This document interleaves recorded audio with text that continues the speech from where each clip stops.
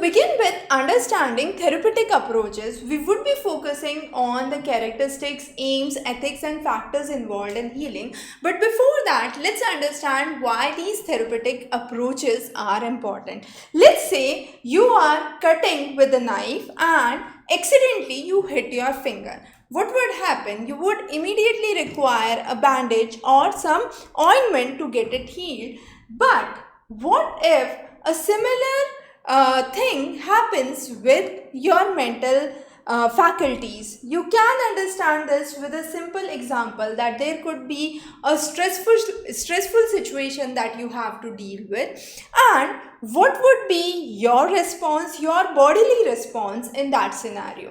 So when we focus on the mental health, we understand that these therapeutic approaches are used when a behavior gets consistent. If it happens once in a while, if there is a sudden shocking news, probably in your near and dear family, then what would happen? There would be definitely a high stress that would be generated, but that is a one-off phenomena. But what if with every small things you start to develop anxiety, you start to develop a stressful situation? In that scenario, if this behavior goes consistent, we need to understand that therapeutic approaches at some point of time would be required. So under therapeutic approaches, or what we say psychotherapy, what is important? Under psychotherapy, it is simply a voluntary relationship between a client and a therapist.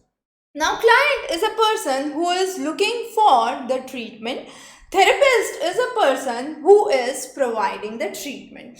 Now, since it's a voluntary, that means it's a willing relation between a client and a therapist. It's important that cooperation from the side of client should be there. There are certain circumstances where client do not agree to go to a therapist for the treatment. After few visits, they become comfortable and then they are willing to go for further therapies. But there are also circumstances where certain maladaptive behavior needs to be rectified.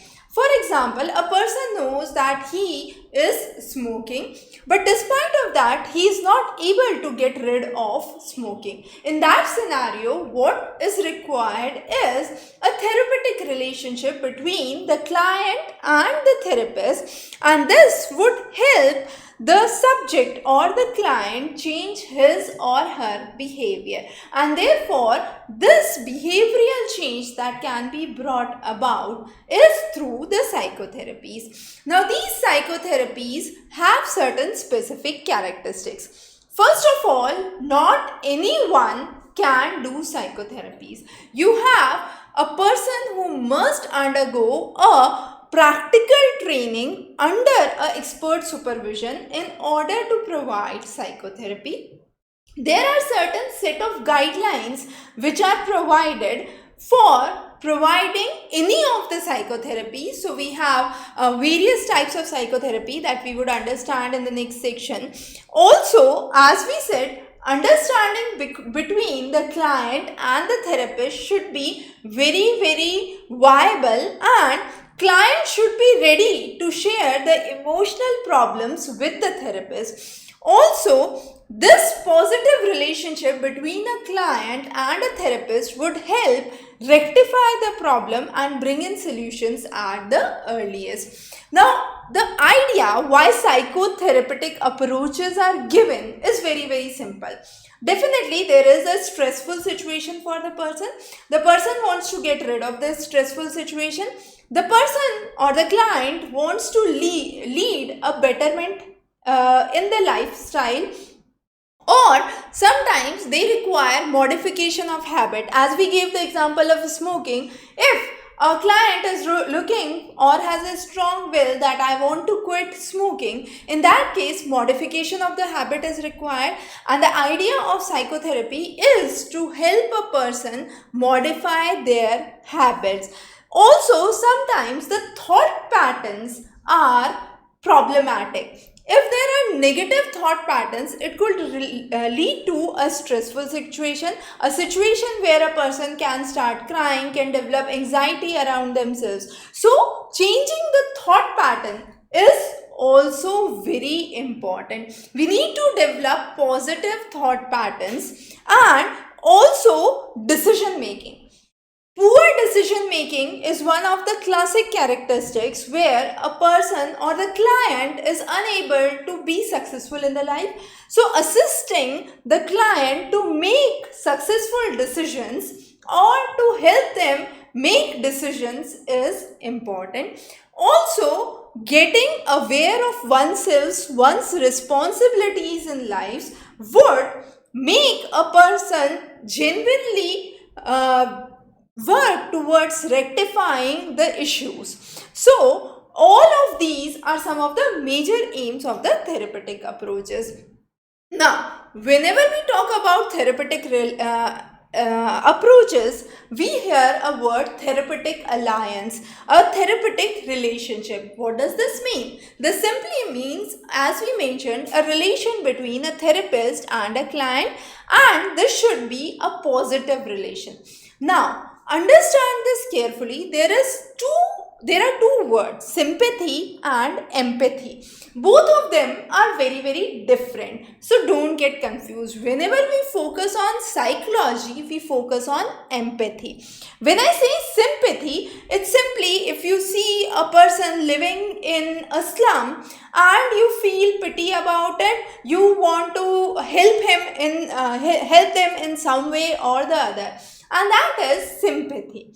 However, empathy is a feeling, an intellectual level of understanding where you try to keep yourself in that position and understand or feel how would the things be with you, and that is being empathetic. So as a therapist, when you are providing therapies to a client, it's very, very important that you try to keep yourselves in the position of the client and then bring forward the discussion, and this would help you better understand what problems exactly the client is facing. So developing empathy becomes very, very important.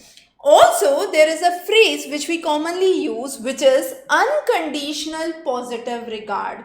Unconditional positive regard means whatever the condition be, we keep that aside. We simply have a positive regard towards the ideas being provided by the client, the problems that the client is ready to share. And therefore, unconditional positive regard is important, and empathy definitely is part of it. So, empathy helps to provide a healing relationship. More the healing relationship, there is more probability that a therapist would be able to take the client into confidence and work with the feelings, the thoughts, the emotions, and help the client get out of the distress situation. So developing empathetic attitude becomes important. Now, whenever there is a client who is approaching a therapist, there are set of rules or steps of rules. First of all, the first and the foremost thing is to identify the problem. So as a therapist, the person would try to understand, talk to the client and understand what exactly the problem is, why the client is experiencing anxiety, stress, distress, whatsoever the case may be. The next is identify the areas for treatment. So you have to identify what is the target therapy, whether it is inability to, let's say, find a job, inability to do well in the examination, or afraid of facing an examination, or afraid of communicating with people. So whatsoever the areas are needs to be identified. So first we understand the problem with the client. The next step that we take into account is we target. We target what areas are the broad areas where client is actually uncomfortable, and then based on the areas that are identified, choice of treatment is devised. Now this choice of treatment depends on the kind of problem, whether it is related to, let's say, loneliness, aloofness, then probably humanistic existential theories would work good. If it is due to faulty learning, we can say behavioral therapies work good. So there are various ways under which we would understand right technique to be used for the purpose of treatment in the separate sections for each therapies as we move forward. But overall, as we understand the clinical formulations, this is a constantly ongoing process. So we require a good insight into the content and understanding of the perspective and the surroundings of the client to resolve the issue. The next is, whenever a mentally ill person comes in, as a therapist, what is your responsibility? As a therapist, your primary responsibility is to first of all reduce the symptoms.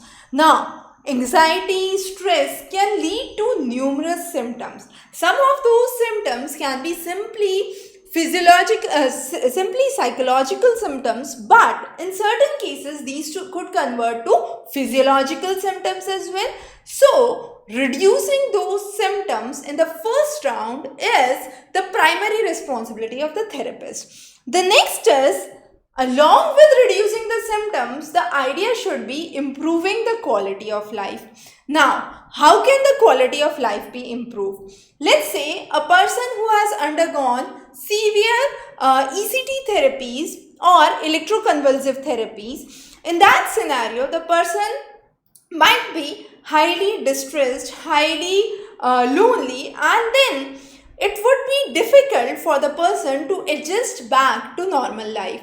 So, to improve the quality of life, we usually say 3 types of trainings are given.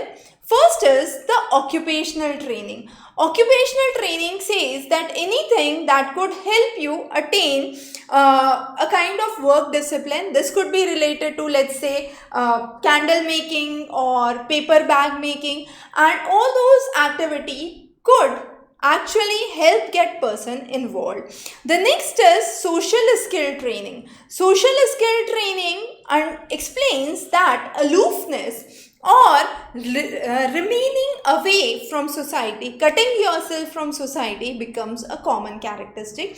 So it is important that social skill trainings are imparted, where person tries to interact with the near and dear ones, with the society, and understand and discuss the things. The last is vocational therapy. Now vocational training or vocational therapy, we could say, is provided to help person find a occupation. So training them into particular skill set. Now these skill set could be, let's say, a skill set of plumbing, a skill set of being of engineering, of carpentry, or of gardening, any skill set that a person is interested, identifying that and providing training so that they can have their life and take their life easily later on. So rehabilitation of mentally ill people becomes an important challenge, and as we said, 2 of the things which are done by the therapist, one is to reduce the symptoms and the next is to improve the quality of life by providing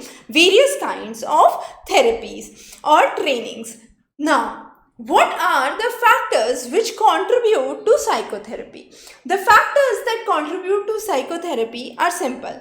First is we need to understand a technique which is adopted by the therapist. So what technique the therapist adopts in order to resolve an issue or a problem is important, and whether the client is happy with that technique or not. Sometimes relaxation therapies works well, sometimes restructuring therapies work well. So identifying the right technique. The second factor which contributes to healing process in psychotherapy is a good therapeutic alliance, as we already mentioned. So with this therapeutic alliance, what would happen?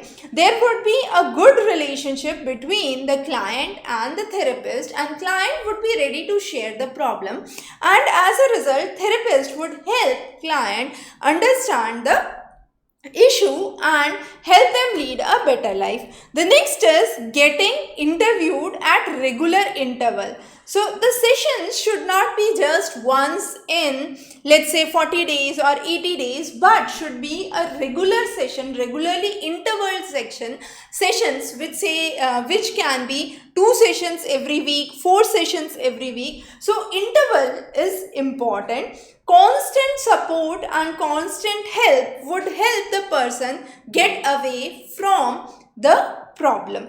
The last and the most important factor that contributes to healing in psychotherapy is understanding non-specific factors. There are certain non-specific factors that trigger the problem.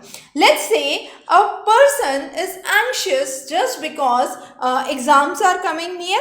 But there could be non-specific factors. For example, might be some of my family members would be going out. I would not have a good family support. Probably one of our family members would be visiting our house. And those are not specific factors that are contributing to the actual problem. But still, the client tries to create a new boundaries around themselves, and these are the non-specific factors which are associated with psychotherapies and which are really important to understand from the point of view of the therapist. So, we usually identify the variables as either the patient variable or the therapist variable.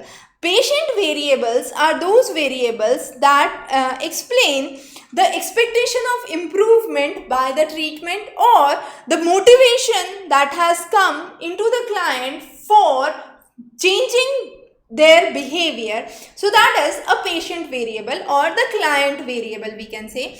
On the other hand, therapist variable says that the therapist should focus on a positive nature, should not get into a distress situation is if the therapist is not able to help the client rule out the problem progressively. Also, there should be absence of any emotional conflict in the mind of therapist. Very important to note. So therapist should be free of any emotional conflict, and good mental health of the therapist themselves is important. So those are some of the contributing factors for quick healing when a psychotherapy is given.